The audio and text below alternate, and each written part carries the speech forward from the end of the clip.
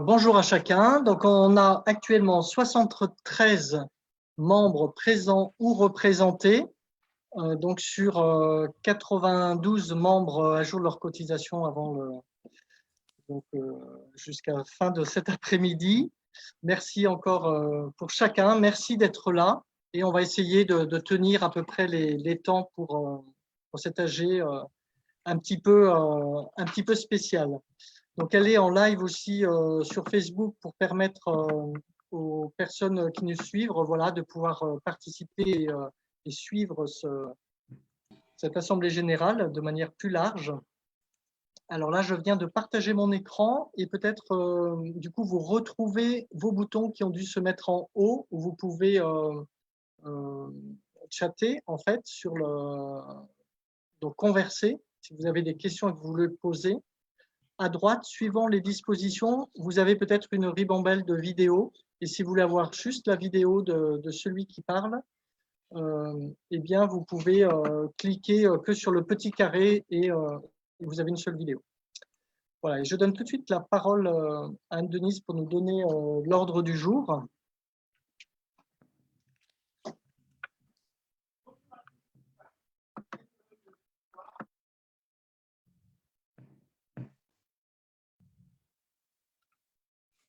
Anne, il faut ouvrir ton micro, on ne t'entend pas. Je suis très contente de commencer et du coup, je n'ai même pas vu que mon micro était fermé. Donc, l'ordre du jour. Donc, accueil, enregistrement des membres présents ou représentés. Donc, ça, c'est fait. Et là, comme a dit le président, nous démarrons avec 73 membres présents ou représentés. Le point suivant concerne en fait la validation de l'AG 2019 sur l'exercice 2018. Ensuite, nous aurons le rapport moral du président, le rapport d'activité, le rapport financier et le prévisionnel 2020. Et on terminera cette belle AG par des ateliers intitulés « Le monde d'après ». Voilà, je repasse la parole à Jean-Marc. Merci.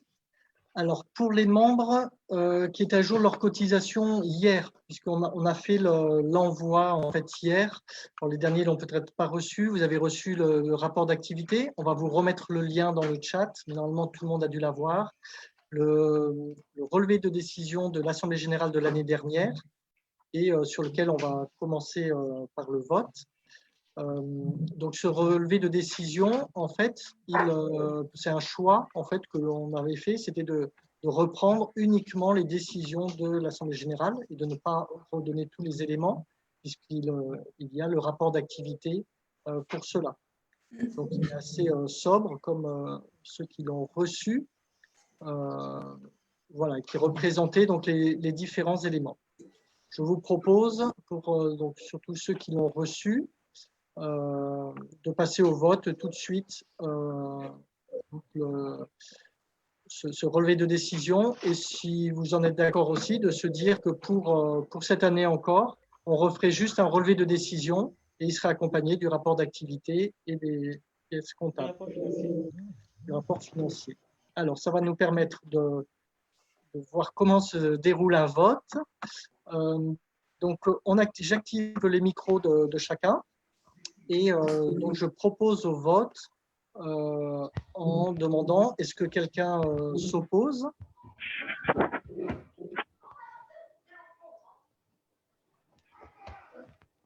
Voilà. Est-ce que quelqu'un veut s'abstenir?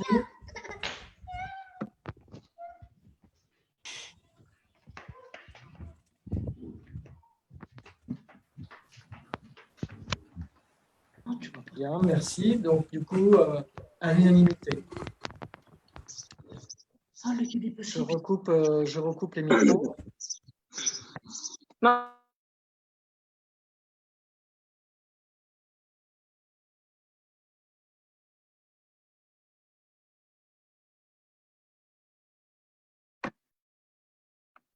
Hop, je reprends mon partage d'écran.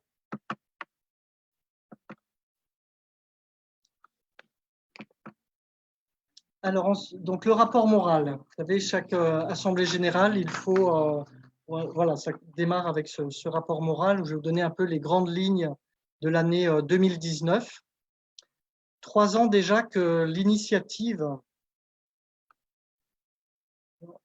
essayer de voir, voilà. 3 ans déjà que l'initiative Vivre les Mureaux a été incubée, donc au sein de l'association La Gerbe, se développe, grandit et prend racine. Nous continuons de travailler autour de nos 3 grands axes, le bien vivre ensemble et faire ensemble, l'emploi avec des chemins d'insertion et l'inclusion de nouveaux entrepreneurs et emplois sur la ville, et puis le tourisme expérientiel, voilà, qui au début faisait rire et qui de plus en plus commence à prendre racine dans la ville. À cela, nous souhaitons ajouter pour 2020 un axe transversal de laboratoire vivant, comme cela vous sera présenté plus largement dans ce rapport. 2019 marque la première année comptable complète et de plus équilibrée financièrement. Le challenge était énorme, tout autant que le soulagement qui s'en est suivi, car c'était le point qui nous avait tous tenus dans une semi-réussite à l'AG 2018. Vous vous en souvenez, on avait présenté un peu ce rapport d'activité qui était vraiment chouette, et puis on était resté un peu sur, voilà, sur le vrai questionnement de se dire est-ce que le projet est viable ou pas, une fois que la Gerbe ne serait plus derrière pour faire la trésorerie. Et bien du coup, voilà, c'est passé et on termine l'année, on va vous présenter cela positivement. Comme le souligne ce rapport d'activité, l'année 2019 est marquée par la richesse et la densité des actions menées en partenariat avec un ou plusieurs acteurs. Et en donnant juste un exemple, par exemple l'Acro-Défi, imaginé avec la mission locale et réalisé avec l'aide de Pôle emploi, des associations de quartier et un réseau d'entrepreneurs, nous arrivons à un cocktail d'imagination et de réussite qu'aucun acteur seul ne pourrait réaliser. Donc, c'était cette acrobranche, patron, demandeur d'emploi, pendant 1h30 dans les arbres, à s'entraider et ensuite à faire un entretien à la suite. La campagne électorale pour les municipales a également représenté un challenge important pour le PTCE fin 2019. De telles périodes aident à revenir aux fondements pour garder le cap de notre non-appartenance politique et de persévérer, de travailler pour le bien commun, quels que soient les nouveaux élus à venir. C'était quand même une période un peu compliquée pour maintenir ce cap. On a essayé de faire le mieux qu'on pouvait sans prendre parti, en avançant et en continuant les projets. En ce qui concerne les projets 2020, dans ce contexte particulier de confinement sanitaire, voilà une assemblée générale en visioconférence. Plus que jamais, je reste convaincu de la nécessité de travailler ensemble, en synergie, convaincu de l'importance d'un catalyseur territorial tel que le PTCE. C'est ce qui fait la force et la valeur de notre dynamique commune. C'est pourquoi de grands groupes nous suivent de près et regardent comment soutenir cette expérience tout en permettant à leurs équipes de s'inspirer de cette dynamique collaborative. Et mon souhait vraiment est que voilà, on arrive peu à peu à avoir l'ensemble de tous les acteurs et qu'on maintienne cet objectif du plein emploi en 2024 si on le décide ensemble. Car je crois que c'est possible si on le décide ensemble.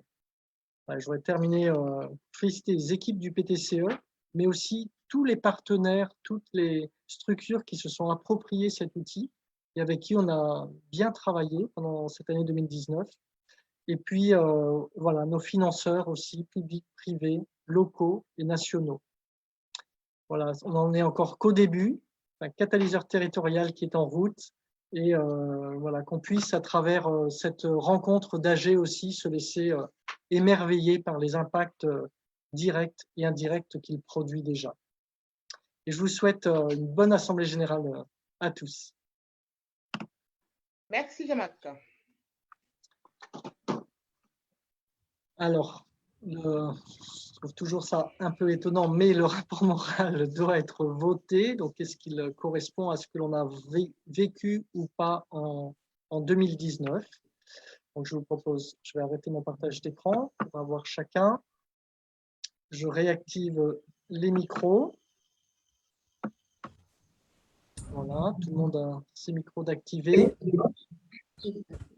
Voilà, donc est-ce Je mets au vote donc le rapport moral du président.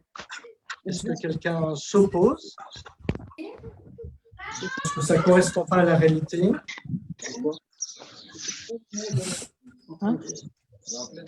Mets le poulet au four en dessous des frites. Est-ce que quelqu'un s'abstient? Et je vais aller plus vite pour recouper les micros.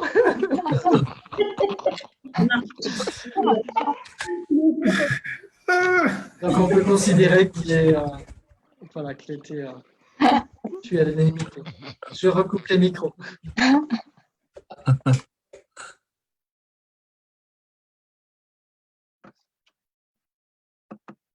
Et je vous propose de continuer. Alors, avec, je donne la parole à Anne-Denise Daho.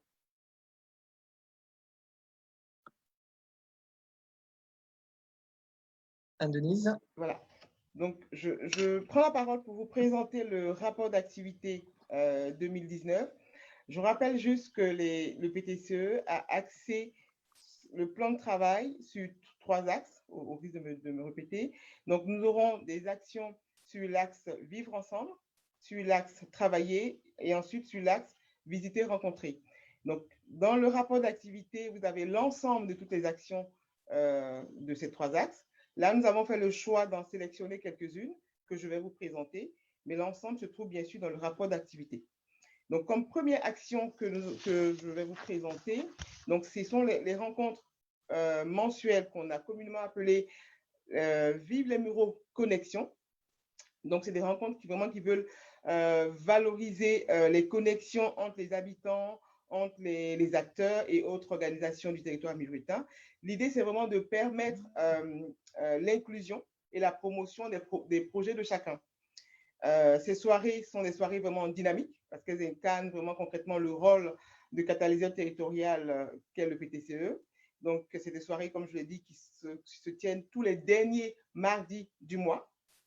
À cause du confinement, on a développé une autre technique, une tactique, je dirais. Elles ont été donc construites via Zoom. Donc, celles de mars et d'avril ont été faites aussi en visio, comme notre AG de ce soir. Je termine en vous donnant quelques chiffres clés sur l'année 2019. Donc, nous avons pu, via ces rencontres, avoir 178 personnes qui se sont déplacées. Nous avons tenu 10 réunions et fait en gros 100 présentations de projets, d'acteurs voilà, qui ont participé au cours de l'année 2019. Comme deuxième action sur l'axe Vivre ensemble, ce sont les rencontres interculturelles publiques, donc de lecture Bible, Coran. On est d'abord à la lecture de la Bible et du Coran. Ensuite, on arriverait à inclure, on l'espère beaucoup, la Torah, voilà, parce que c'est vraiment un moment de découverte et de rencontre de l'autre. Donc, ce sont des rendez-vous aussi mensuels qui se tiennent les premiers jeudis de chaque mois. Et la session, vraiment, les noyaux que nous avons généralement, c'est des noyaux de 15 à 25 personnes régulières qui viennent apprendre à découvrir le livre saint de l'autre. On n'est pas dans une posture d'évangélisation ou de chercher à convaincre l'autre qu'on est du bon côté, mais c'est comment on apprend à rencontrer l'autre, à découvrir l'autre et du coup à l'accepter et à vivre ensemble. Pour terminer, quelques chiffres. Donc, nous avons pu mettre en place 7 rencontres mensuelles avec cette moyenne de 15 à 25 personnes. Une autre action aussi, nous avons pu en 2019 organiser 2 visites de lieux de culte qui a pu avec 200 personnes. Le choix s'est porté sur la 3e action, sur l'axe Vivre ensemble.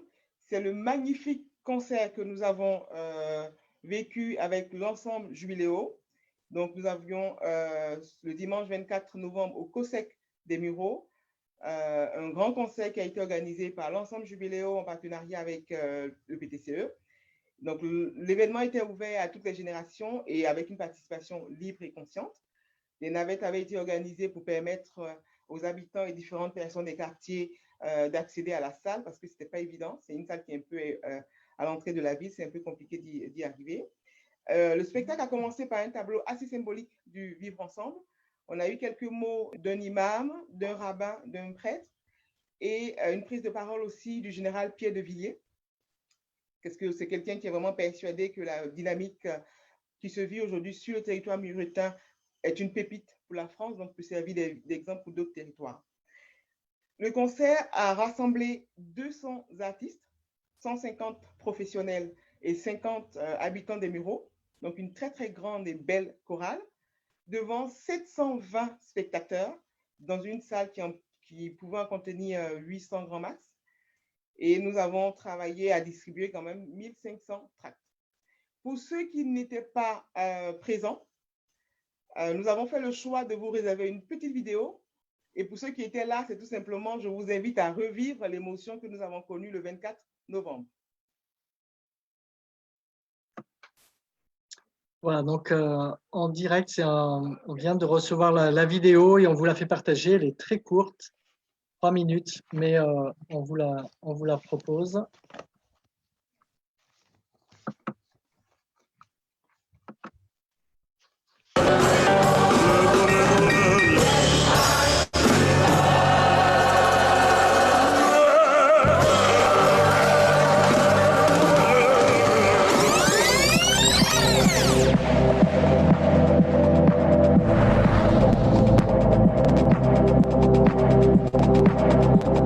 Je pense que les artistes essayent de mettre leur talent au service de quelque chose. C'est un vecteur important dans la société qui permet de traverser toutes les cultures, toutes les civilisations, toutes les histoires.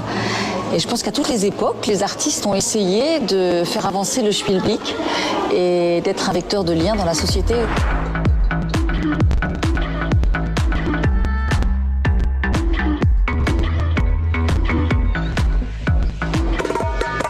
Alors Jubiléo pour la rencontre, pour la rencontre avec des gens d'autres villes qui osent venir aux Mureaux, rencontrer les Muriotins. Donc un concert immense, voilà, plein de diversité de musique, plein de diversité de peuples, plein de diversité de religions, plein de diversité d'êtres humains qui se retrouvent à travers la musique.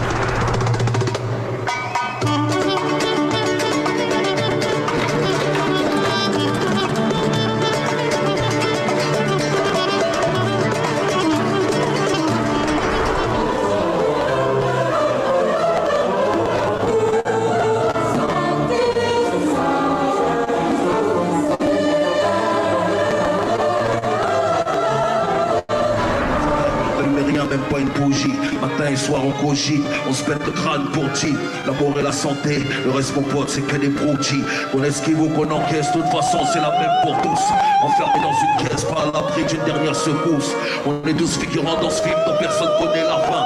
Y'a toujours pire que nous, voilà pourquoi je braille pas quand j'ai faim. La vie c'est un circuit des fins, on est tous pilotes d'essai. Je ne serai pas défunt, regarde le ciel après mon décès. Et tu verras là.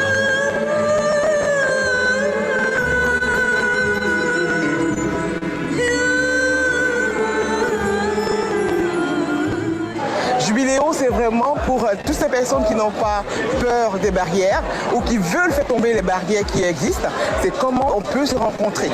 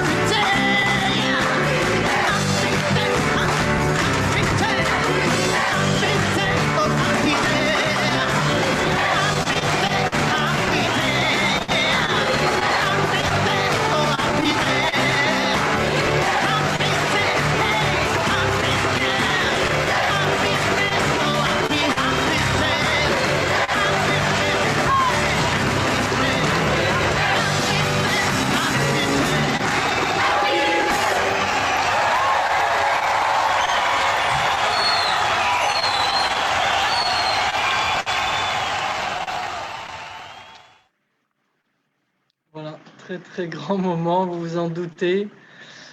Vous pouvez retrouver cette vidéo donc, sur le lien, on le remettra peut-être dans le chat. Donc, il est déjà dans le chat. Voilà, très bien. Donc, je rebascule sur la présentation.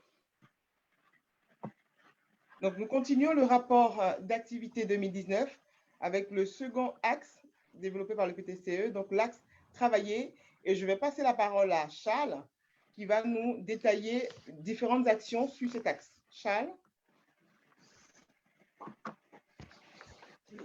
Yes, bonjour à tous. Alors effectivement, l'axe travailler sur lequel le PTCE s'est largement développé et a élargi disons, la gamme de ses dispositifs.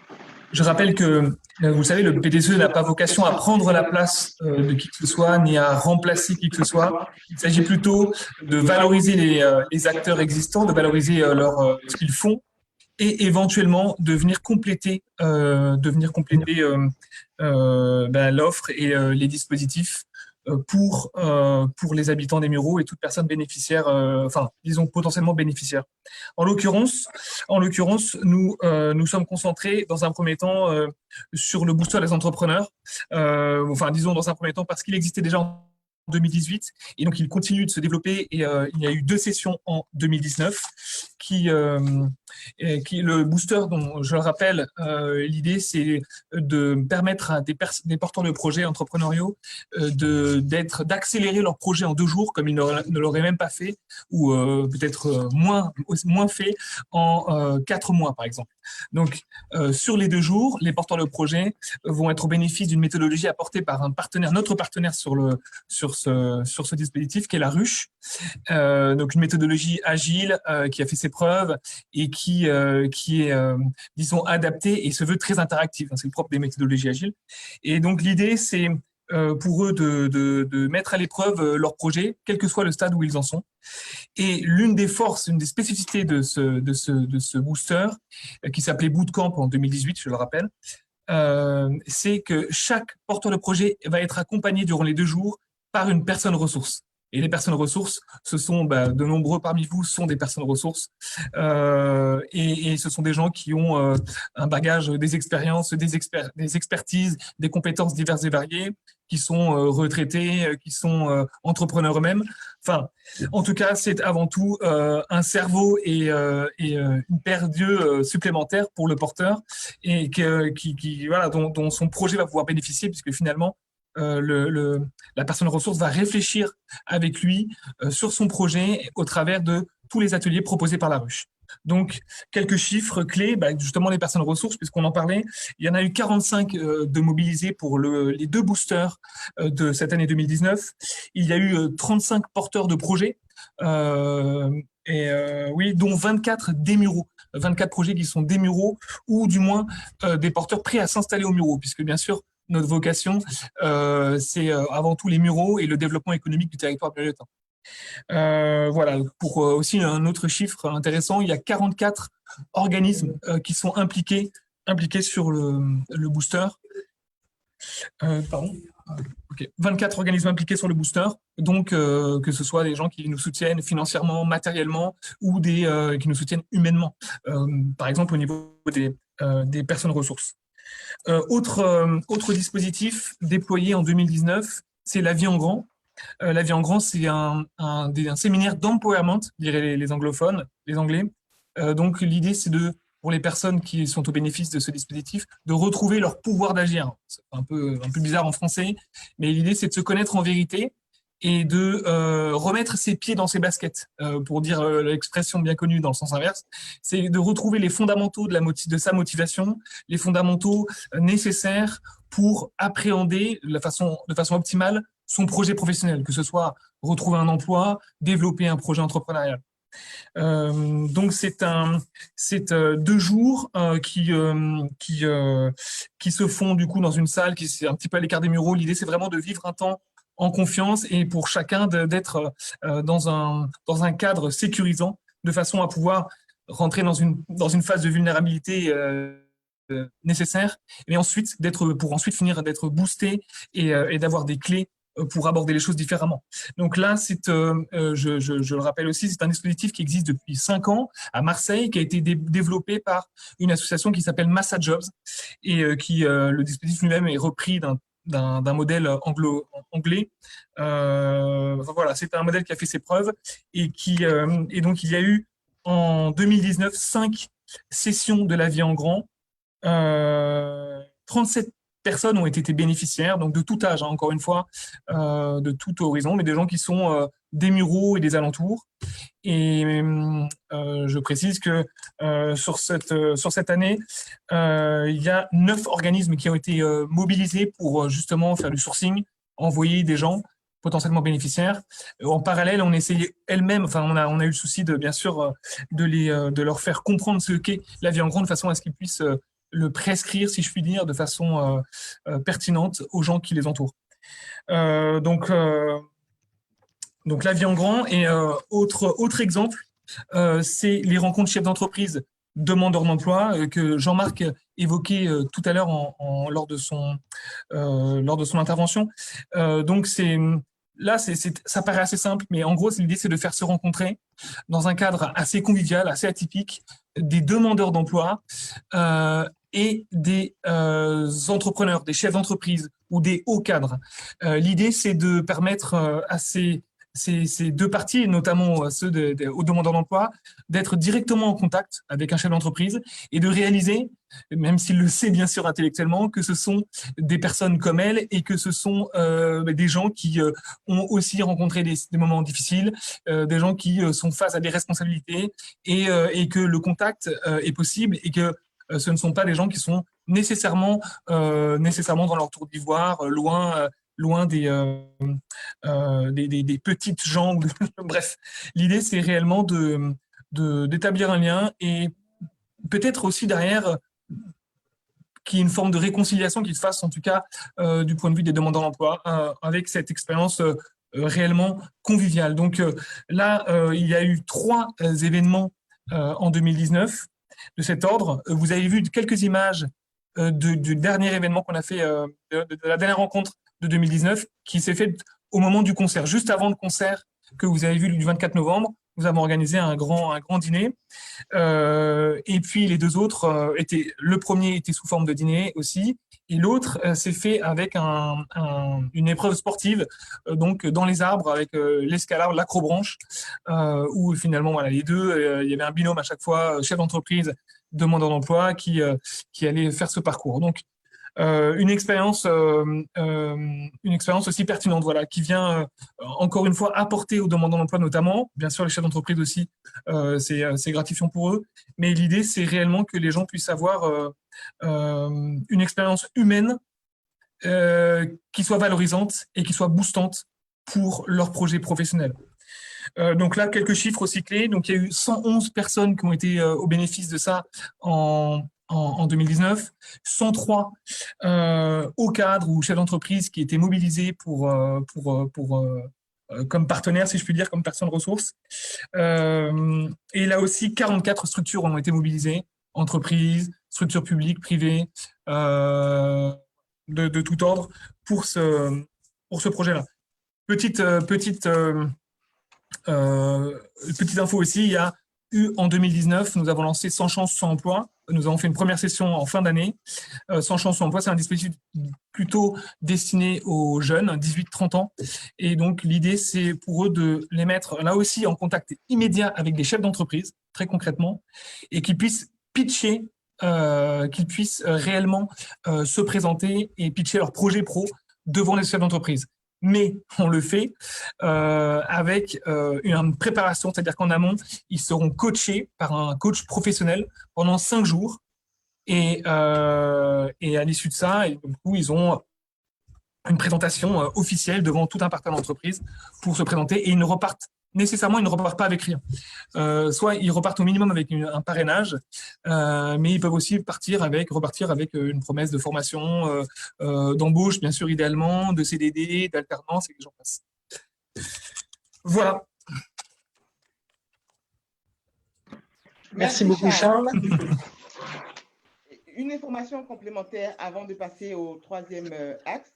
Donc, en fonction des différentes rencontres que nous avons eues, je peux dire que nous avons couronné cet axe avec un partenariat qui s'est établi avec la banque Lazare, qui a accueilli 10 jeunes en job d'été, donc 10 jeunes des Mureaux qui ont passé un mois à la banque Lazare pour voilà, travailler aux côtés de banquiers, de financiers. Donc, c'était très valorisant pour ces jeunes. Ils ont beaucoup apprécié cette chance, vraiment. Ils ont saisi l'occasion. Donc, on a clôturé l'année avec 10 jeunes qui ont bénéficié de cette opportunité. J'enchaîne avec le troisième et dernier axe, en tout cas en 2019, avec celui qu'on a intitulé « Visiter, rencontrer ». Nous avons sélectionné 3 actions, un peu actions clés, pour présenter cet axe. Donc, la première action, c'est Eat With, donc le repas chez l'habitant. Je rappelle qu'au Muro, nous avons une centaine de nationalités et notre idée était de valoriser du coup le potentiel culinaire de ces familles. Donc, nous avons mis en place le repas chez l'habitant. En 2019, il y a eu 90 personnes qui ont pu déguster des repas proposés par des familles. Une autre action que nous avons développée toujours dans l'esprit de valoriser l'attractivité de la ville. Donc, c'est des parcours interactifs de promenade sur la ville via l'application Baludic. Donc, voilà, donc je vous invite, pour ceux qui ne connaissent pas la ville parce qu'ils n'y habitent pas, ou même ceux qui habitent mais qui ne la connaissent toujours pas, voilà, via Baludic, donc il y a 5 balades permanentes que vous pouvez télécharger et la faire.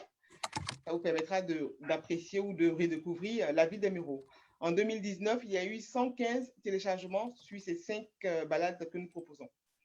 Et pour terminer, une autre action, c'est ce que nous avons appelé les voyages apprenants. C'est en fait tout ce que nous faisons au Mureaux, nous essayons de le valoriser à l'extérieur pour permettre à des personnes de venir découvrir tout ce qui se fait. Et dans ce cadre-là, en 2019, nous avons rencontré les DRH, nous avons rencontré des équipes marketing ou des acteurs de la politique de la ville qui sont venus au Mureaux. Pour ne pas les citer, nous avons eu AG2R, la mondiale, qui est venue au Mureaux. Nous avons rencontré des personnes de la Fondation Air Liquide. Nous avons rencontré aussi 150 cadres de la BNP Paribas. Tout ce beau monde est venu, où on est allé un peu à leur rencontre pour permettre de découvrir ce qui se fait au Mureaux. Voilà. Ainsi s'achève l'échantillon, je dirais, du rapport d'activité, puisque le complet a été envoyé. Alors, quelques points encore, toujours sur l'année 2019. Donc, on continue de travailler sur la communication positive sur la ville des Mureaux, donc avec un appui auprès de la presse, sans que ça soit forcément pour parler du BTCE, mais en travaillant en fait sur LinkedIn, sur comment donc on a créé ce groupe sur LinkedIn.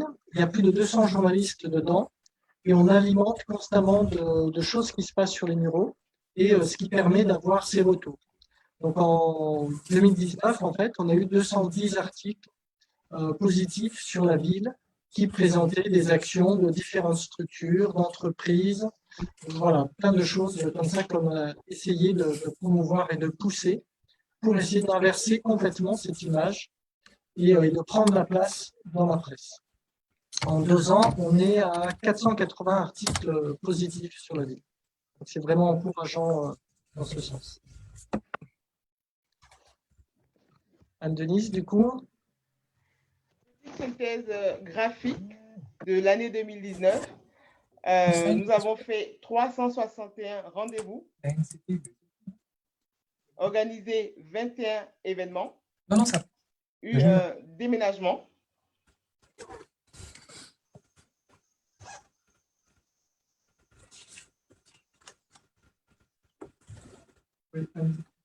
Anne-Denise, on t'a coupé.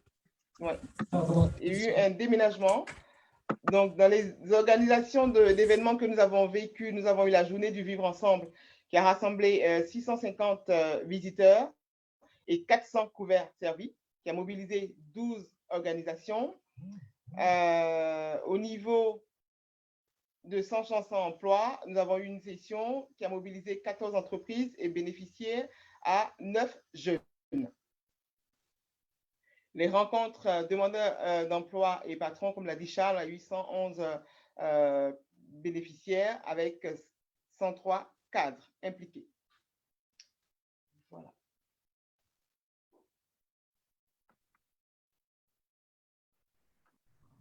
Merci, Anne-Denise. Alors, je crois que j'ai une diapo qui avait sauté. Je te laisse la commenter encore. Tout à fait. Donc, le PTCE a été choisi pour faire partie des 15 territoires dans le cadre d'une expérimentation nationale de l'animation territoriale citoyenne. L'objectif, c'est vraiment de renforcer la participation des citoyens et impulser plus de coopération entre les associations, entre les citoyens et quand on est bien conscient que ce sont les décideurs de demain, et aussi venir compléter l'action des partenaires en matière de politique de la ville. Donc, sur ces 15 territoires, le PTCE a toute sa place en tant que catalyseur territorial.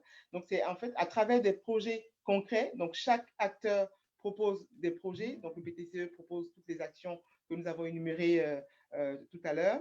Et cela permettra de trouver en fait une sorte de modèle de coopération qu'on peut proposer aussi à d'autres villes. Donc, c'est une expérimentation qui dure 3 ans, 2019, 2020 et 2021, avec un soutien financier de l'ANCT. Donc, c'est une expérimentation qui est vraiment suivie par l'ANCT, qui est en fait l'ex-CGET. Tout simplement parce que depuis le 1er janvier 2020, CGET est devenu l'ANCT. Merci beaucoup de ce compliment. Donc, je repasse sur les diapos que l'on a déjà vues. Et puis, quelques mots maintenant sur les projets 2020. Donc, dans l'évolution, on verra après le budget 2020. Donc, ça permet d'expliquer aussi un peu ce qui est prévu. Donc, on a évoqué le tiers-lieu. Anne-Denise, je te laisse présenter un peu le projet sur le tiers-lieu. Oui, donc le tiers-lieu, c'est en fait un lieu qui se veut un lieu de vie, un lieu de rencontre. Donc, vous avez des photos du tiers-lieu actuel et vous avez en dessous le projet, donc tel qu'on l'imagine. Un lieu plus vivant, plus accueillant, plus lumineux, donc plus agréable. Donc, voilà, c'est vraiment notre rêve pour 2020. Un lieu qui pourra accueillir des réunions, des séminaires, des coworkers. Donc, ce sera un espace de travail où on pourrait organiser aussi des ateliers. Donc, c'est vraiment un lieu physique qui symbolise la rencontre telle que prônée par le PTCE.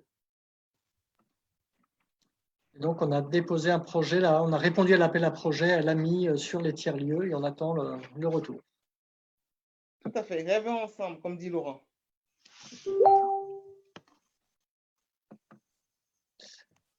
Alors ensuite, dans les autres projets qui du coup qui ont aussi commencé, donc ça a été de travailler sur différents jardins dans les Mureaux, d'essayer de rendre la ville permacole. Donc une convention a été signée avec la mairie pour un espace de 4000 m² environ dans le parc du château de Bècheville.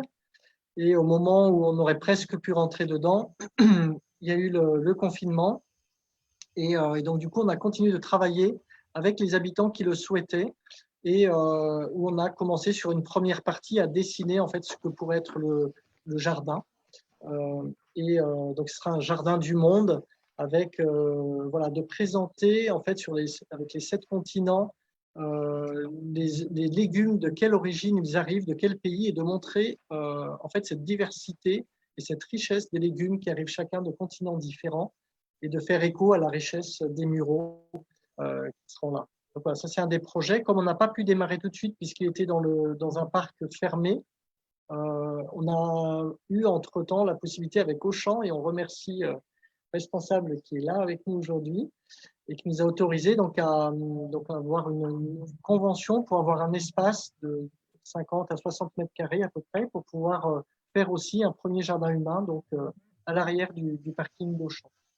Il va y avoir comme ça plusieurs espaces qui sont en projection, et on rêve aussi sur un grand jardin sur le toit du centre commercial qui est en train de se préparer. Je donne la parole à Anne-Denise pour la suite. Je propose, si vous le permettez, qu'on passe au témoignage, parce que nous avons Edgar Agnanou qui est avec nous, mais qui doit partir. Ce ne serait pas intéressant si on peut juste passer au témoignage et on reviendra sur le développement 2020, si vous le permettez. Nous avons prévu des témoignages, donc avec Élodie Julien, Edgar Gagnanou et Bruno Le Prince Ringuet, et nous avons Edgar qui doit partir. Donc, on va anticiper sur les témoignages et après, on revient sur le développement 2020. Donc, si tu peux ouvrir les micros du coup. Voilà, je vais juste ouvrir son micro. Pardon,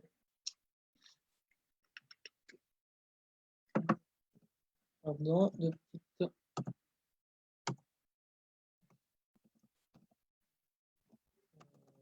Je ne vois pas. Il faudrait, Edgar, si jamais tu pouvais aller dans participants et lever la main, ça me ferait monter ton nom au-dessus et je peux t'ouvrir le micro.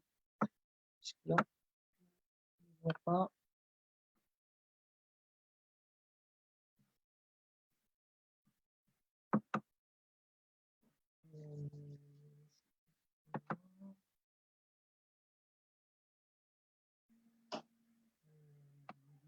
Arrivé. Okay.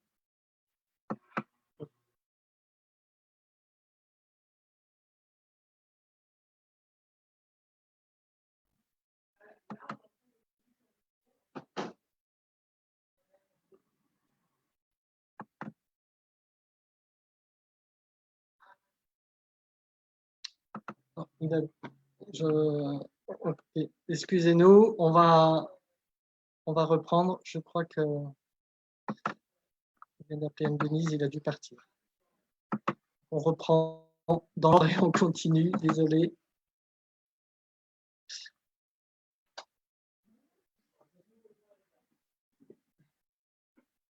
Du coup, on continue, Anne Denise. Donc, remets bien ton micro.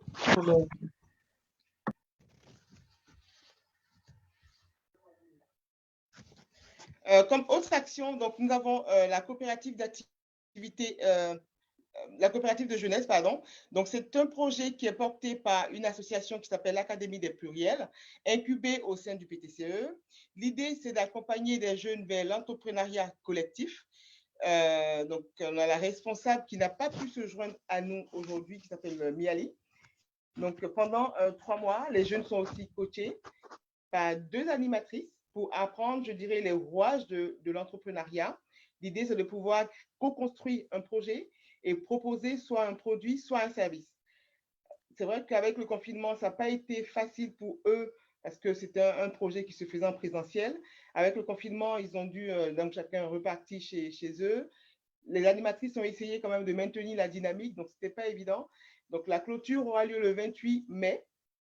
Et voilà, nous sommes en train de construire en fait l'événement de clôture, en tenant compte bien sûr de la réalité du déconfinement. C'est bon. Le lab, c'est tout simplement dans une optique de créer un partenariat avec des entreprises.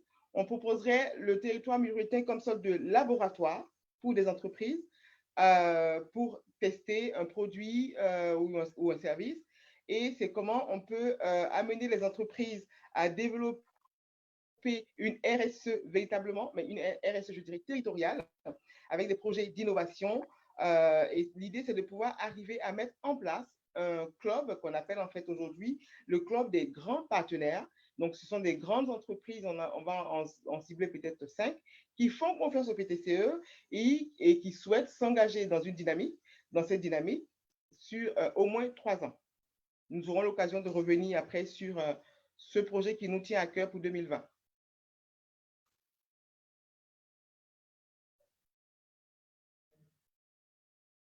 On continue toujours dans les projets 2020. L'idée, c'est de se dire comment on augmente en fait la résilience alimentaire, comment on arrive à se nourrir mieux et directement auprès des producteurs, comment c'est accessible. Et du coup, on a creusé ça, voir comment ça se passait dans les territoires. Et on a découvert qu'il y avait une structure d'épicerie coopérative et participative où en fait on peut adhérer. On a une petite cotisation et ensuite, on a 2 heures par mois à fournir pour aller chercher chez des producteurs. Donc, on a pu référencer comme ça les producteurs qui sont déjà sur les mureaux et un petit peu sur les villages autour, comme les champignons qui sont juste à côté. et quelques producteurs aussi. On a les yaourts avec Y, par exemple. Voilà, on a quelques acteurs comme ça. Donc ça, c'est quelque chose qui est déjà très avancé et qui devrait pouvoir démarrer d'ici fin mai ou début juin. Donc n'hésitez pas, on recommuniquera dessus, mais c'est un projet qui a bien avancé, qui avait été voté en projet à la dernière AG et qui a beaucoup avancé, qui est quasiment opérationnel. Anne-Denise, pour la suite. Le suivi post-booster, c'est une nouvelle action que le PTCE met en place. L'idée, c'est de vraiment renforcer l'accompagnement qui est proposé aux porteurs de projets. On s'est rendu compte qu'après les 2 jours de booster, ces personnes se sentent vraiment remobilisées, motivées pendant ces 2 jours et après, elles retombaient un peu dans leur réalité. Donc là, nous avons ensemble au PTCE créé ce suivi qui, pendant 4 mois, ce serait vraiment un accompagnement plus concret avec des temps de rencontre entre les personnes porteuses de projets et les personnes ressources, des moments d'atelier pour développer ou pour co-construire une idée ou un projet. Et cela permettra à ces personnes-là, en tout cas, d'accélérer véritablement la création de leur entreprise. C'est vraiment le souci que nous avions connu, pour lequel nous apportons cette solution.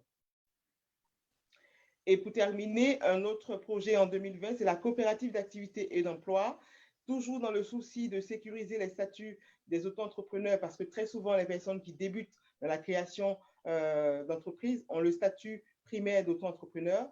On s'est rendu compte que c'est un statut qui est assez fragile.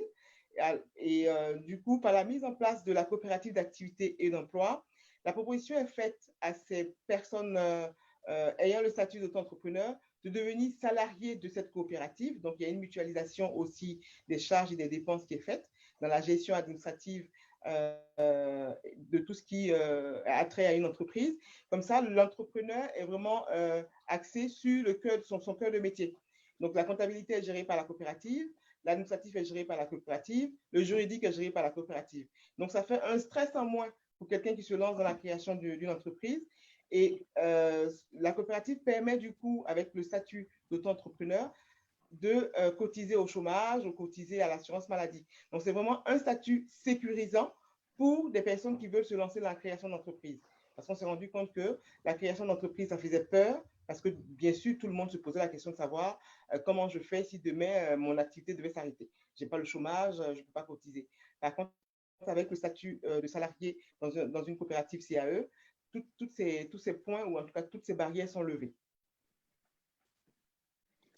Donc, on voit que c'est encore plus important avec la crise qu'il y a aujourd'hui et par rapport à peut-être ce nombre de chômeurs, peut-être sur la ville, et comment ça va être une possibilité de plus en fait pour créer des choses et s'embarquer dans des projets en étant à son compte, mais dans une coopérative.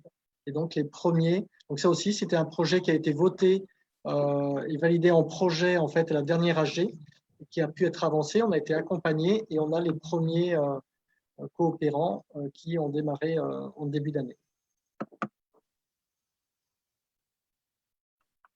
Alors, on va passer du coup au témoignage. Alors, je vais demander, donc je vais regarder, donc Élodie, si tu pouvais lever la main, donc pas la caméra, mais en allant donc sur participants et lever la main, ce qui me permet en fait de te voir apparaître. Et voilà, très bien. Je t'ouvre ton micro. C'est bon. Ouais, tu peux parler. Bonjour, vous m'entendez bien? Très bien, merci. Merci beaucoup de me donner la parole. Alors effectivement, je suis Élodie Julien et je travaille au sein du Rameau. Le Rameau, c'est un laboratoire de recherche empirique qui est dédié aux alliances entre acteurs de nature différentes, c'est-à-dire comment on coopère avec des associations, des entreprises, des collectivités, des acteurs académiques, enfin tout type d'acteurs. Et ça, c'est vraiment notre ADN. Il se trouve que en 2018 et 2019, on a lancé une expérimentation en partenariat avec la NCT, donc à l'époque le CGET, dédiée à la co-construction territoriale et notamment aux acteurs qui favorisent cette co-construction sur les territoires. Dans cette expérimentation, elle a impliqué une dizaine d'acteurs territoriaux, dont bien sûr les PTSE, les Mureaux. Et cette expérimentation, elle a duré 9 mois. Elle nous a permis de nous retrouver 4 fois collectivement, dont une fois d'ailleurs aux Mureaux. Et il y a eu évidemment aussi des travaux et des réflexions individuelles. Par rapport à cette expérimentation qu'on a menée ensemble, j'ai 2 enseignements que j'aimerais partager avec vous et qui ont été mis en valeur grâce à nos travaux pendant 9 mois. Le premier enseignement, c'est que ça nous a permis finalement de définir quels sont les 4 métiers qu'un catalyseur territorial peut mener. On a identifié le premier métier qui est celui d'organiser le dialogue territorial, donc entre tous les acteurs du territoire, que ce soit les citoyens ou les organisations, comment on organise ce dialogue. Le deuxième métier, c'est que les catalyseurs sont souvent à l'émergence ou au lancement d'expérimentations collectives entre ces différents acteurs de territoire. Ils peuvent être aussi dans l'accompagnement des organisations, dans leur capacité à interagir ensemble. Et le dernier métier, c'est ce qu'on a appelé la gestion d'un lieu, c'est-à-dire que souvent les catalyseurs, en plus d'animer le territoire, peuvent aussi gérer un lieu qui est un espace de dialogue, un espace de rencontre, qui peut être aussi un espace convivial, voire un espace de création et d'innovation. Donc ça, c'est le premier enseignement, c'est que ça nous a permis de cartographier quels peuvent être les 4 métiers d'un catalyseur territorial. Et le deuxième enseignement, c'est vraiment la vocation d'un catalyseur territorial. Et cette vocation, c'est vraiment de créer des liens, c'est de créer l'interconnaissance entre des acteurs qui, sur un territoire, ne se connaissent pas nécessairement. C'est évidemment les entreprises, c'est les associations, c'est les collectivités, les acteurs académiques et bien sûr les citoyens. Et c'est cette interconnaissance qui va permettre ensuite de générer des synergies et donc de faire émerger des projets. Et je veux insister vraiment sur cette interconnaissance. L'organisation sur un territoire de cette interconnaissance, c'est vraiment une véritable ingénierie. Et cette ingénierie, elle est vraiment indispensable pour ensuite créer de la confiance et une envie d'agir collectivement. S'il n'y a pas cette ingénierie, qui est souvent, qui ne se voit pas nécessairement, il n'y a pas de confiance et il n'y a pas d'envie collective à agir. Donc, ce qui est intéressant, c'est qu'au regard de tout ce que fait le PTSE aujourd'hui, toutes les actions qui sont menées, que Anne-Denise notamment a présentées, on voit bien que le PTSE et les Mureaux est un véritable catalyseur territorial puisqu'il a su créer de la confiance, il a su favoriser l'envie d'agir et on voit qu'aujourd'hui, tous les acteurs du territoire qui sont mobilisés autour de vous. Donc, pour conclure mon intervention, ce que j'ai envie de dire, c'est que l'ingénierie qui est portée par le PTSE, elle est vraiment nécessaire, elle est indispensable. Et il y a un vrai enjeu collectivement à la faire reconnaître parce que souvent, elle est invisible. Et quand je dis reconnaître, c'est à la fois la faire valoir, la montrer ce qu'elle produit, montrer sa valeur, mais c'est aussi la faire reconnaître d'un point de vue économique parce qu'elle apporte énormément de choses pour un territoire. Donc, bravo à vous, bravo à tout ce que vous avez fait. Et en tout cas, le Rameau a été ravi déjà de vous rencontrer et surtout ravi de pouvoir suivre votre cheminement, j'espère, dans les prochains mois. Merci en tout cas. Merci beaucoup, Élodie. Merci, Élodie. Et je crois qu'on va encore continuer de travailler ensemble puisque… Mais je crois aussi, voilà. Je l'espère en tout cas, avec de tout cœur. Voilà, et je vais donner la parole à Bruno, du coup, de la Fondation Air Liquide. J'active le micro. Bruno. Oui, bonjour à tous. J'espère que vous m'entendez bien. Très bien. Je suis Bruno Leprince-Ringuet, je suis le délégué général de la Fondation Air Liquide. Air Liquide, c'est une grosse boîte. C'est un leader mondial dans le domaine des gaz pour l'industrie et la santé. Donc, on est pas mal occupé en ce moment avec la crise du Covid, notamment par la fourniture d'oxygène dans les hôpitaux. Et Air Liquide, on fait beaucoup de choses, mais on a une activité au Mureaux dans le spatial, puisqu'on fabrique avec Ariane Group, au sein d'une joint venture qui s'appelle Eurocryospace, le premier étage de la fusée Ariane 5. Et on a une activité donc au niveau construction spatiale sur le site d'Ariane Group. Donc moi, je suis le délégué général de la Fondation. La Fondation, on s'occupe essentiellement de 2 choses. On s'occupe de recherche, notamment sur les maladies respiratoires. Donc là, on est pas mal aussi occupé avec la crise du Covid.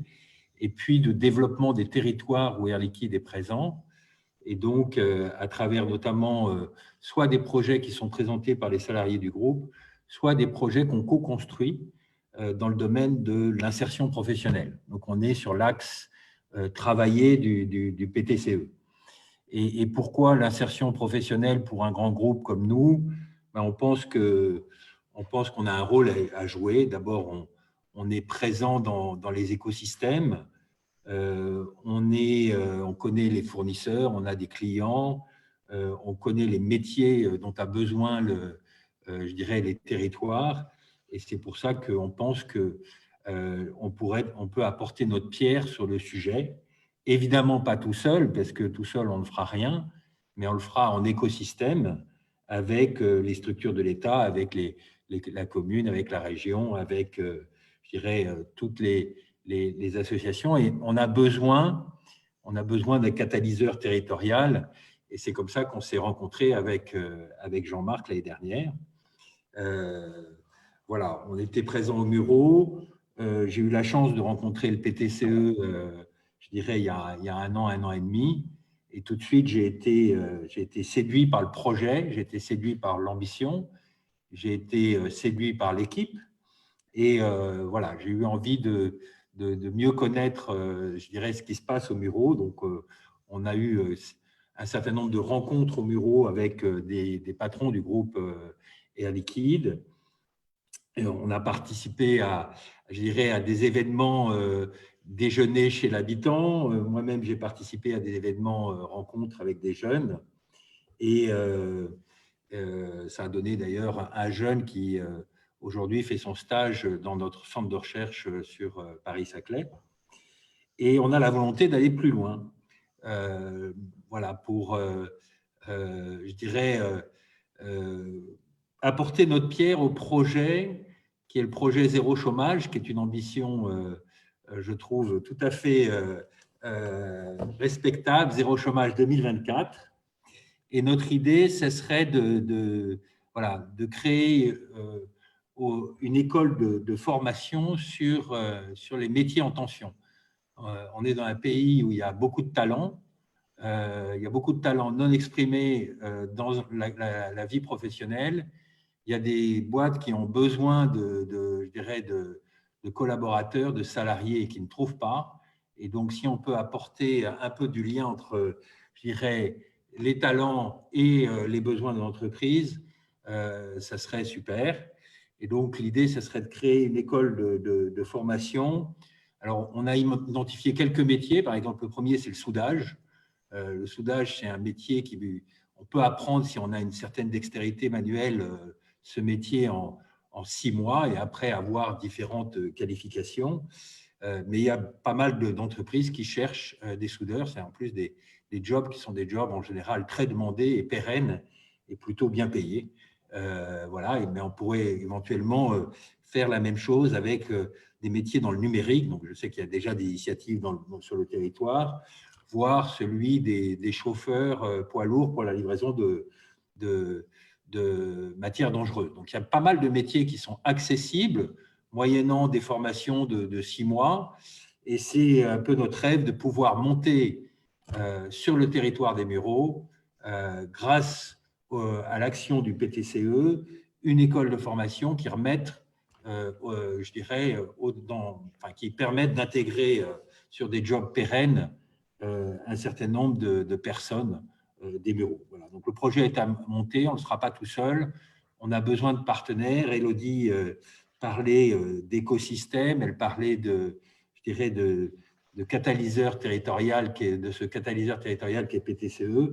Mais voilà, on a besoin de travailler avec les PME, les ETI, d'autres grands groupes. Donc ça, c'est aussi un appel à d'autres grands groupes pour nous rejoindre de façon à monter ce projet. Et j'espère que ce sera un projet pour les 3 prochaines années pour le PTCE. Voilà. Merci alors à toute l'équipe. À chaque fois que j'ai été moi-même au Murau, j'ai beaucoup apprécié le contact et je pense qu'il y a de belles choses à construire au Murau. Bravo. Un grand merci Bruno. Merci beaucoup. Et voilà, et avec Élodie, je crois que vous revenez bientôt au Murau, début juin, avec une dizaine de grosses fondations, justement pour réfléchir à tout ça. C'est tellement encourageant pour nous. Et voilà, vous avez vu, il y a encore beaucoup de projets. Et un grand merci. Donc, on a donné la parole à quelques partenaires. On voulait juste voilà, remontrer aussi, on travaille avec beaucoup de monde. Pendant cette année 2019, on a eu encore énormément de rendez-vous, de contacts. On voudrait vraiment remercier chacun. C'est vraiment ça, la force en fait, du PDCE, ces acteurs qui se mettent ensemble, chacun amenant un petit morceau de la solution et ensemble, voilà, qui font avancer les projets. Vraiment un grand merci à tous. On arrive au bout du rapport d'activité. Donc, vous avez vu, Denise m'a présenté quelques extraits. C'est vraiment le rapport dans son ensemble que vous avez eu en lien dans le chat, que vous avez reçu par mail avant, qui est à voter et qu'on vous propose de voter. Donc, on va rebasculer sur les personnes. Voilà, je vais remettre les micros. Attention à ceux qui sont au téléphone. Voilà, donc j'ai réactivé le micro et on va passer au vote de ce rapport d'activité. Est-ce que des personnes s'opposent? Oui. Je n'oppose pas au tiers-lieu.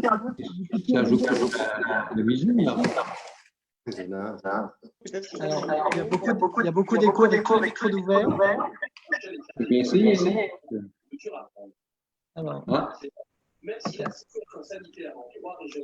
Alors, hop, je vais couper les micros que je vois où c'est des infos.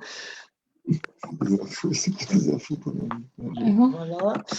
Michael, c'est Michael qui parlait? Tu veux rouvrir ton micro?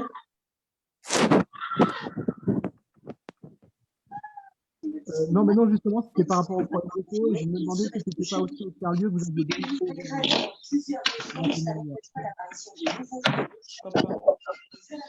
Alors, est-ce que tu peux poser la question dans le chat, puisque je n'arrive pas à comprendre.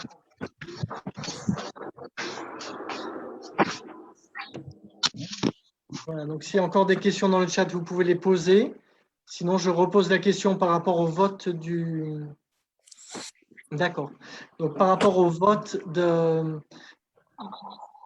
rapport d'activité, est-ce que quelqu'un s'oppose? Est-ce que quelqu'un s'abstient?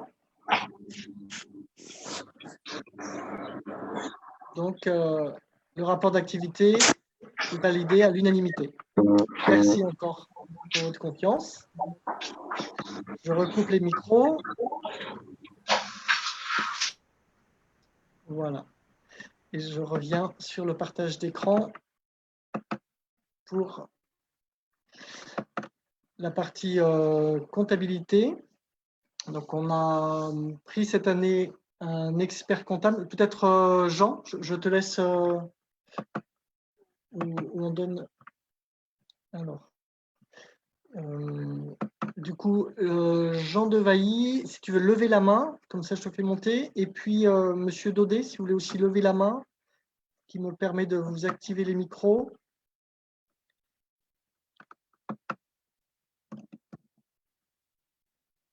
Voilà, j'active.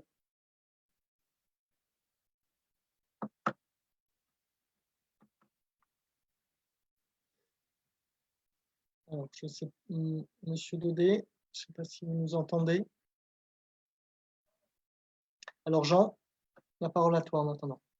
Oui, alors, bonjour à tous. Et merci Jean-Marc de me donner la parole. Mon rôle est très simple, en fait, c'est de passer la parole à l'expert comptable pour l'année précédente et à Anne-Denise pour les budgets de l'année prochaine. Mais avant de faire ça, en tant que trésorier, on passe quand même très très vite de ce que vous nous avez présenté aux questions après financières du PTCE. Et j'aurais quand même m'arrêter 2 minutes pour se dire, parce que j'ai eu la chance d'être avec vous et au tout démarrage du PTCE, je pense que quand on a commencé à s'asseoir en 2018 pour se dire qu'est-ce qu'on voulait faire, quelle tête ça aurait, ça sert à quoi, etc., on n'aurait pas rêvé d'en arriver là aujourd'hui. Donc voilà, je voudrais d'abord un petit moment pour se dire à quel point, grâce à l'aide de beaucoup, d'ailleurs, on a réussi à avoir des beaux succès. Et puis, on peut aussi se dire que la crise actuelle, en fait, remontre l'intérêt encore plus du télétravail, d'une résilience d'un territoire et de l'action de plus de nous autour du PTCE. Voilà. Donc, c'était important, ça devient essentiel. Voilà. Mais voilà, mais j'en ai terminé. Je voulais juste dire ces quelques mots avant de passer la parole, je crois, à notre expert comptable pour qu'il nous rebalaye, mais très rapidement, je crois, le compte de résultat qui est sous nos yeux. Merci. Merci à vous. Donc, effectivement, on a arrêté les comptes. Vous m'entendez là, oui? Oui. On a arrêté les comptes donc 2019 du PTCE Les Mureaux. Vous l'avez sur votre écran. Donc, un montant de produit de 186 110 €, essentiellement constitué de subventions ou de mécénat et de dons. Un petit peu de prestations, vous voyez, c'est 10 411 € sur 2019. Et des charges d'exploitation donc de 169 829 €, avec essentiellement des frais de personnel ou des services extérieurs de sous-traitance ou autres. Ce qui nous donne donc un résultat d'exploitation qui est égal au résultat net, puisqu'il n'y a aucun frais financier, aucun produit financier, ni aucun charge de produit exceptionnel, donc de 16 281 € excédentaires. Donc, comme le disait le président, M. Simoulin, une année équilibrée, effectivement, une année excédentaire. On a besoin, effectivement, vous avez besoin de faire des excédents parce que sur le démarrage, comme c'est normal d'ailleurs, sur toute association qui démarre ou toute entreprise qui démarre, au départ, on a des frais qui sont en déficit, qui viennent faire des frais de déficit. Alors, au départ, ça a été porté par l'association La Gerbe, et La Gerbe vous a fait donc un prêt remboursable sur 4 ans à partir de 2021. Et donc, pour pouvoir rembourser ce prêt, donc, il faut effectivement faire des excédents ou trouver de nouveaux fonds associatifs. Donc, c'est le cas. Donc, c'est encourageant pour l'avenir, encourageant pour pouvoir honorer vos engagements par la suite et encourageant également pour pouvoir continuer toutes les actions qu'on a vues et les projets qu'on a vus sur 2020.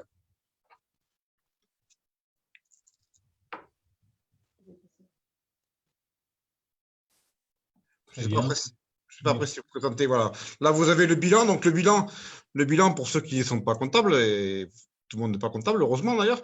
Le bilan, donc, c'est une photographie au 31 décembre 2019 de ce que vous avez, de ce que vous détenez, votre patrimoine, et de ce que vous devez. Donc, la partie active qui est à la gauche de l'écran, la partie active, c'est ce que vous avez. Donc, qu'est-ce que vous avez? Vous avez 750 € de dépôt de garantie pour le local que vous avez. Ainsi que des créances que vous deviez encaisser, notamment c'était des subventions qui étaient promises en 2019 avec des arrêtés de tarification, notification en 2019, mais qui ont été reçus en trésorerie tout début 2020. Des disponibilités donc de 4 570 €. Et en face, donc, vous avez le passif. Alors, le passif, vous voyez que vous avez des fonds propres négatifs de 45 472 €. Négatif, pourquoi? Puisqu'on était parti effectivement avec un déficit sur l'année 2018, sur la période d'incubation finalement du PTCE Les Mureaux, avec des charges et beaucoup moins de recettes. Donc, on a 74 753 € à rattraper et on en récupère une partie cette année avec 16 281 € donc de résultats positifs et 13 000 € d'apport associatif avec droit de reprise. Et puis en face, et puis en dessous, vous avez vos dettes. 88 409 €, dettes qui ne sont pas exigibles immédiatement puisque c'est des prêts qui commenceront à être remboursés à partir de 2021. Voilà, donc, on n'a pas de souci en dehors de ce fonds propre négatif. Effectivement, vous êtes dans votre budget et vous êtes dans le cadre pour honorer vos dettes plus tard, à partir de 2021.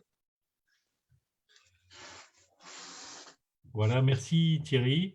Je vous en prie, si vous avez des questions, je peux essayer d'y répondre. On sent un accent qui est un tout petit peu plus loin des Mureaux que la plupart. On est à 3 heures au TGV. Quand il marche, parce que là, en ce moment, c'est compliqué. Voilà. Donc, on rappelle que si vous avez des questions, vous pouvez les poser dans le chat. Et on continue, donc je passe la diapo d'après, mais n'hésitez pas à poser des questions dans le chat. Je remarque pas qu'on vote là. On doit voter d'abord le rapport. Ah oui, pardon. Donc, on vote d'abord, du coup. Alors, je coupe mon partage d'écran, je remets les micros.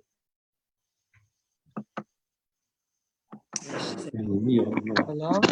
Donc, est-ce que quelqu'un s'oppose à ce budget qui nous est présenté?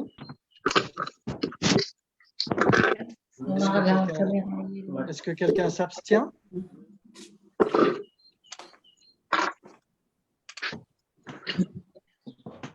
Merci.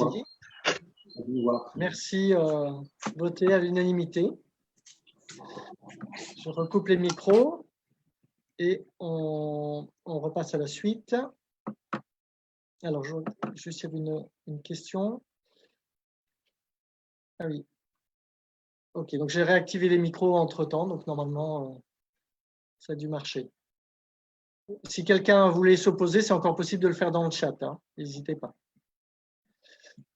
Je remets le partage. Voilà, on arrive au budget prévisionnel.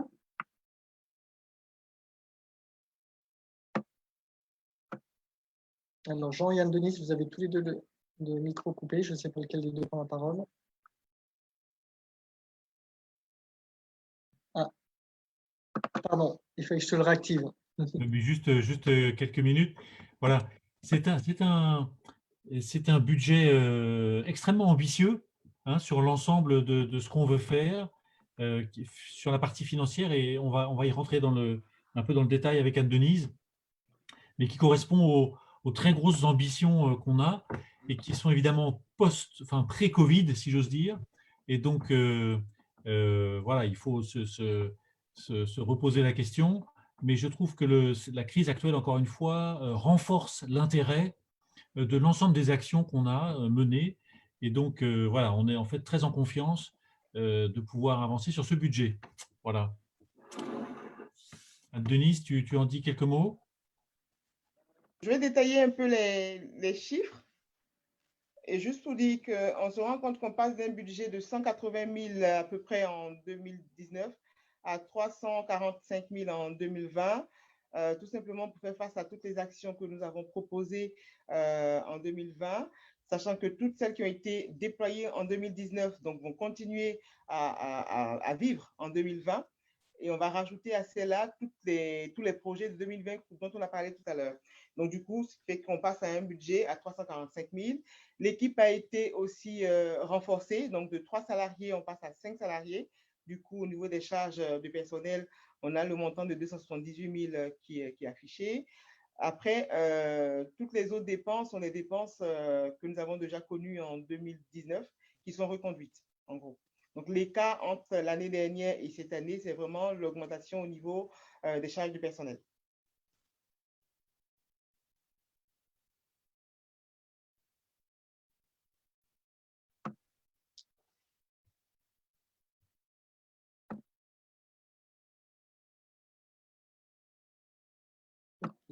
Du coup, vous pouvez donc toujours poser des questions dans le chat si vous le souhaitez. S'il y a des questions avant que l'on passe au vote, sachant aussi que comme d'habitude et comme on fonctionne, c'est-à-dire qu'il y a ce budget donc, qui est déposé lors des demandes de financement, et bien sûr, si jamais on a des demandes de financement qui nous reviennent négatifs, il est revu au fur et à mesure, quoi. Donc, je ne vois pas de chat pas de questions. Jean, tu veux que je t'active ton micro? Tu as ton micro d'ouvert, Jean. Merci. Oui, je voulais rajouter quand même un petit point qui me paraît très important, et pour rebondir sur ce que disait Bruno Le Prince-Ringuet tout à l'heure avec Air Liquide. Voilà. Notre objectif à terme, qu'on avait toujours défini, c'est d'arriver à environ un tiers de revenus, un tiers de financement public et un tiers de financement privé.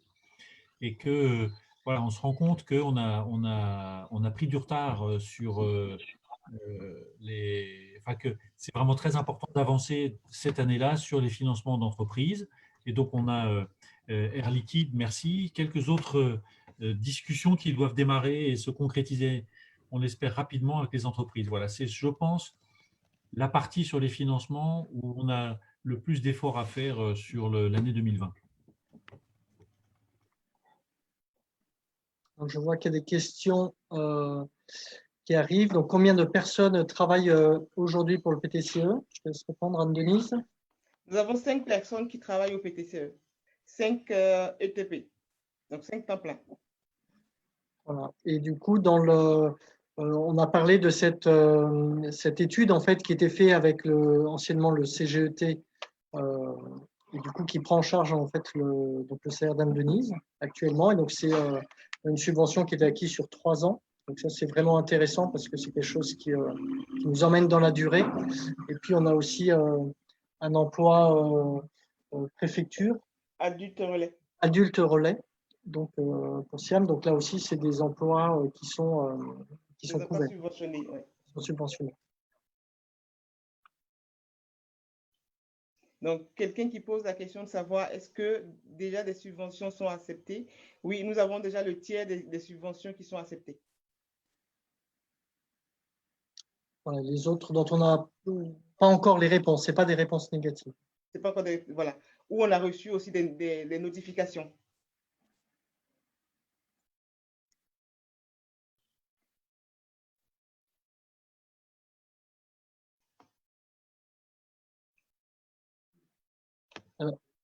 Après le détail des salaires des personnes, alors en général, on dit le salaire le plus élevé ou je ne sais pas comment on peut dire. Enfin là, c'est un peu, on ne va pas donner les noms avec les salaires, mais ça varie en fait puisqu'on donne des fois la limite dans les entreprises de quelle différence il y a entre le salaire le plus bas et le salaire le plus haut.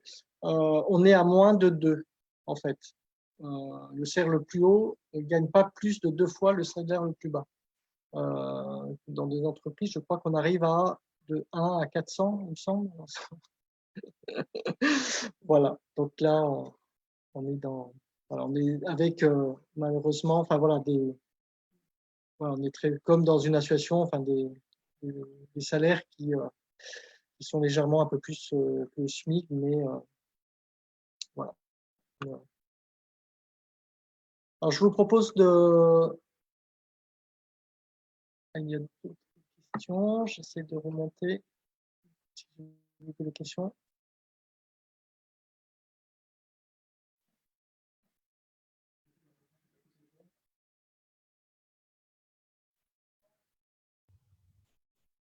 Oui, si tout ne se passe pas comme prévu, Patrice Auclair. Mais comme l'année dernière, on a fait des arbitrages, que si une subvention est déposée, le budget que nous avons est bien sûr équilibré entre les recettes attendues et les dépenses qu'on pourrait effectuer. Mais si nous n'avons pas le niveau des recettes attendues, il y a un équilibrage qui est fait. Un arbitrage, pardon, qui est fait. Et on repart à la recherche de nouvelles fondations, de nouvelles structures. Au fur et à mesure, si jamais on a des réponses négatives, chaque fois, ça nous remet en route pour aller chercher autre chose ailleurs. On va passer au vote. Donc, je vais arrêter de nouveau le partage d'écran. Je remets donc les micros. J'active les micros. Voilà. Alors, pour ce budget prévisionnel, donc est-ce que quelqu'un s'oppose?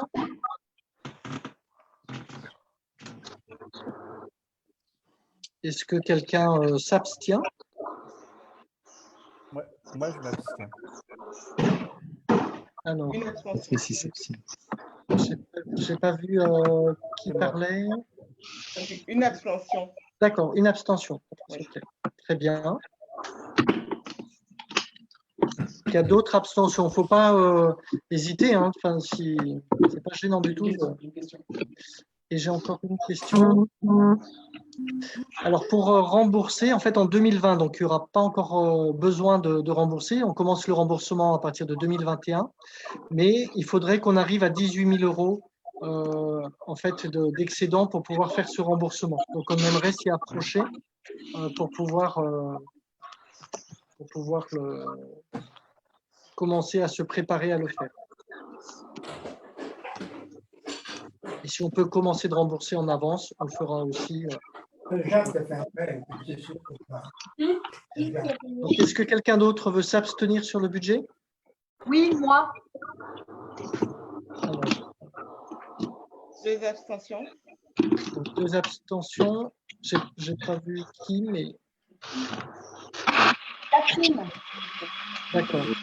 Et donc Philippe de Brugère. 3 abstentions.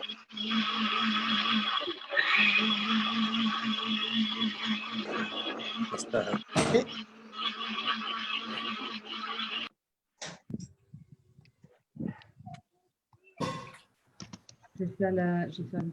très bien. Donc, le budget prévisionnel est validé, donc avec 3 abstentions. Je reviens sur mon partage d'écran.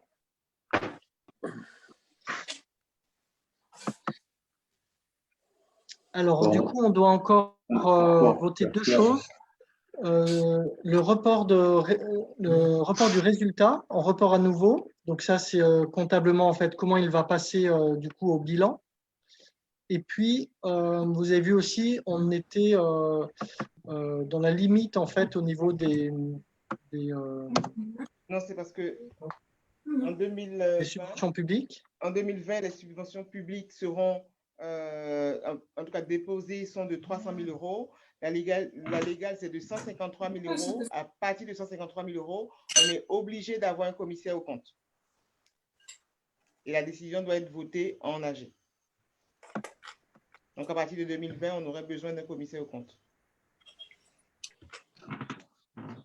Alors, on vous propose la première mention, donc de report à nouveau.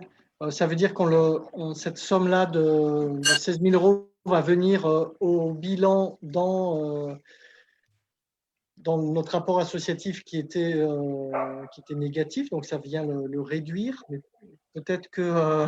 On n'a pas le choix de toute façon, là, parce qu'on a un déficit antérieur, donc on n'a pas vraiment le choix d'affecter le résultat excédentaire en moins du report à nouveau du débiteur de l'année précédente. Très bien. Donc on n'a pas le choix, mais il faut qu'on le vote quand même, c'est ça? Voter quand même. D'accord. Donc est-ce que quelqu'un s'abstient? Est-ce que quelqu'un s'oppose? Est-ce que quelqu'un s'abstient?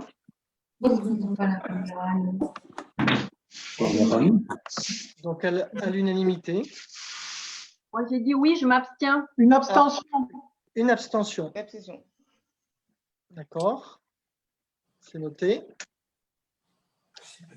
Et la deuxième, donc c'est en fait, comme on est à la limite des 145 000 euros de subvention, donc il faut un commissaire aux comptes. Est-ce que tout le monde… Alors, est-ce que quelqu'un s'oppose? On vote pour savoir si on est d'accord pour respecter la loi. C'est ça, en fait. Exactement, Jean, c'est ça. Est-ce que quelqu'un s'abstient? Tiens, mais non, Est-ce que quelqu'un s'abstient?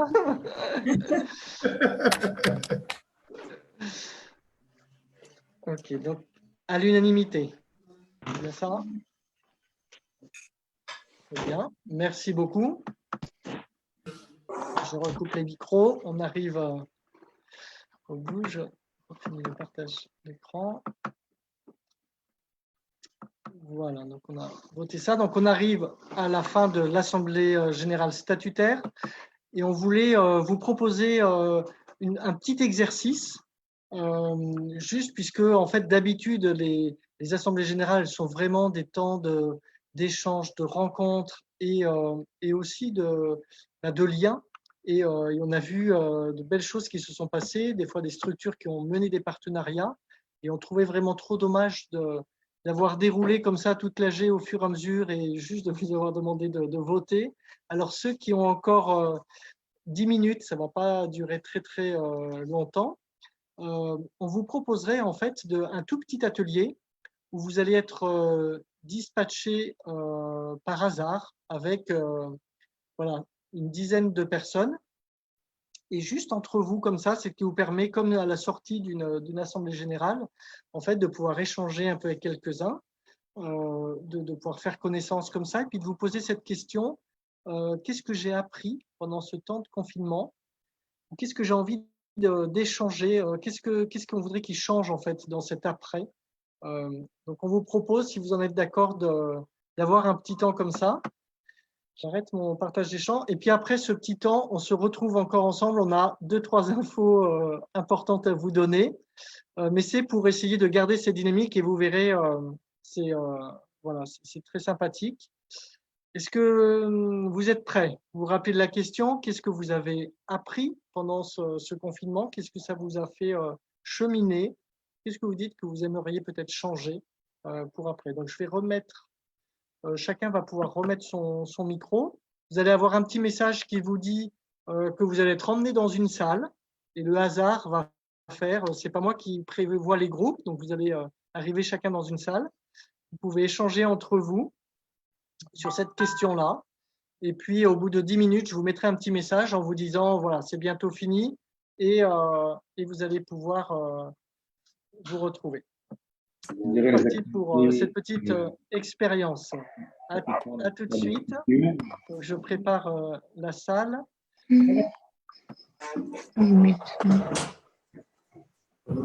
Vous allez être entre 9 et 10 participants et ça va être fait de manière automatique. Je vous souhaite un très bon atelier.